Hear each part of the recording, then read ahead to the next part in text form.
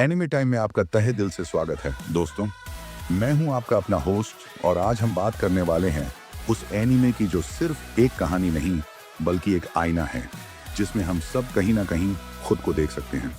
हम बात कर रहे हैं साकामोटो डेज की, एक ऐसा एनिमे जो एक्शन से शुरू होता है लेकिन हर पड़ाव पर आपकी रूह को छूता है, आपकी सोच को बदलता है और आपको याद दिलाता है कि किसी भी इंसान की असली ताकत उसकी बंदूक में नहीं, उसके इरादों में होती है। क्या आपने कभी सोचा है कि एक ऐसा आदमी जो एक दौर में मौत का पर्याय माना जाता था, अगर एक दिन सब छोड़कर एक सामान्य जिंदगी जीना चाहे, क्या समाज उसे भूलने देगा? क्या उसके अपने गुनाह उसे भुला पाएंगे?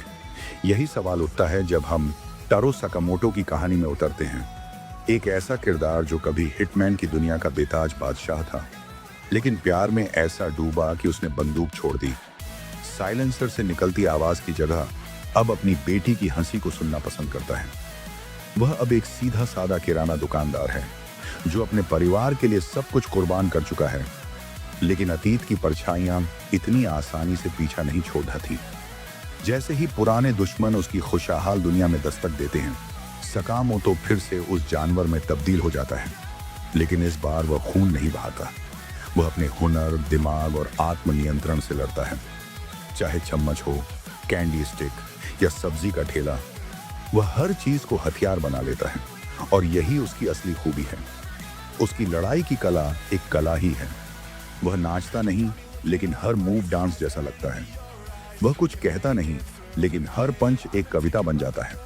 फिर एंट्री होती है शिन की, एक ऐसा नौजवान हत्यारा जो सकामोटो को मारने भेजा गया है, लेकिन जब वह सकामोटो के दिल को महसूस करता है तो उसे वहां केवल एक पिता दिखता है जो अपनी बच्ची के लिए जूझ रहा है। एक पति जो अपनी पत्नी की नजरों में हमेशा मुस्कुराता है, चाहे अंदर कुछ भी टूट रहा हो। शिन सकामोटो का मन पड़ सकता है, लेकिन उसे मन में कोई गुस्सा, कोई लालच, कोई पाप नहीं मिलता। और यहीं से शुरू होती है एक ऐसी दोस्ती जो हंसी में डूबी हुई है, लड़ाइयों में तपी हुई है और भरोसे से घड़ी गई है। दोनों की जोड़ी दर्शकों के दिल में घर कर जाती है। सकामोटो की खामोशी और शिन की बकबक, दोनों मिलकर एक ऐसा तालमेल बनाते हैं जो न सिर्फ फनी है बल्कि दिल से जुड़ा हुआ भी। छोटे छोटे मोमेंट्स, जैसे शिन जब सकामोटो के दिमाग में झांकता है और उसे खाली पाता है, या जब सकामोटो अपनी बीवी के सामने पूरी मासूमियत से झुकता है, वो सब इस शो को एक अनोखा टच देते हैं। लेकिन फिर आता है वो टर्निंग पॉइंट जब कहानी हल्की कॉमेडी से एक गंभीर, इमोशनल और दर्द भरी यात्रा में बदल जाती है। स्लोर की एंट्री के साथ स्लोर सिर्फ एक विलेन नहीं, वह सकामोटो के अतीत का जिंदा सबूत है। एक ऐसा चेहरा जो उसे उसकी पुरानी गलतियां याद दिलाता है। अब लड़ाइयां केवल बाहरी नहीं रही, अब हर मोड़ पर एक अंदरूनी संघर्ष भी है। क्या सकामोटो अपने गुनाहों को भुला सकता है? क्या वह वाकई बदल गया है या बस अपनी सच्चाई को छुपा रहा है? इन सवालों के जवाब तब मिलते हैं जब हम देखते हैं कि सकामोटो अब हर जंग अपने परिवार के लिए लड़ रहा है, लेकिन खून बहाए बिना, उसूलों पर अडिग रहते हुए। लू की एंट्री कहानी में एक नया रंग भरती है। उसकी फुर्ती, उसका बेफिक्र अंदाज और उसके एक्शन सीन इतने खूबसूरत हैं कि लगता है जैसे आप कोई मार्शल आर्ट फिल्म देख रहे हो। बार फाइट में वह अकेले सब पर भारी पड़ती है और फिर बिल्कुल शांत होकर बैठ जाती है जैसे कुछ हुआ ही ना हो। ये उसका अंदाज ही है जो उसे दर्शकों का फेवरेट बना देता है।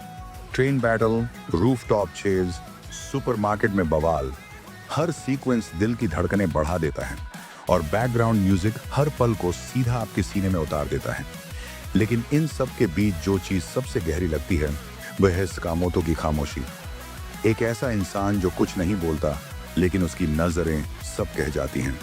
हर बार जब वह अपनी बीवी और बेटी की तस्वीर देखता है तो लगता है जैसे वो खुद से भी वादा कर रहा हो कि चाहे दुनिया दुश्मन बन जाए, वह अपनी फैमिली की हिफाजत हर हाल में करेगा। और यही भावना उसे सिर्फ एक हत्यारे से एक आइकॉन बना देती है। सकामोटो डेज सिर्फ एक एक्शन सीरीज नहीं है, यह एक इंसान की रिडेम्पशन जर्नी है। एक पिता की कहानी है जो अपने प्यार के लिए हर हद तक जा सकता है। यह शो हमें सिखाता है कि साइलेंस भी एक भाषा होती है और कभी कभी सबसे गहरी बातें बिना कहे ही समझ ली जाती हैं। अगर आपको वन पंच मैन की पागल कॉमेडी पसंद है, स्पाई एक्स फैमिली का फैमिली बॉन्ड आपको छूता है, या जुजुत्सु काइजन का एक्शन आपके रगों में आग भर देता है, तो सकामोटो डेज वो सब कुछ है जो आप ढूंढ रहे हो, और उससे कहीं ज्यादा। ये वो सीरीज है जो आपको हंसाते हंसाते रुला देती है और रुलाते रुलाते आपको अपनी रूह तक जगा देती है। तो अगर ये वीडियो अच्छा लगा हो तो लाइक ठोकना तो बनता है। कमेंट में बताओ आपको सबसे ज्यादा कौन सा सीन याद रह गया या कौन सा किरदार आपके दिल के सबसे करीब है। और सब्सक्राइब जरूर करो, क्योंकि अगली बार जब आप अपनी गली की दुकान पर सब्जी लेने जाओ तो नजरें खुली रखना। क्या पता दुकान का मालिक स्कामोतो निकले।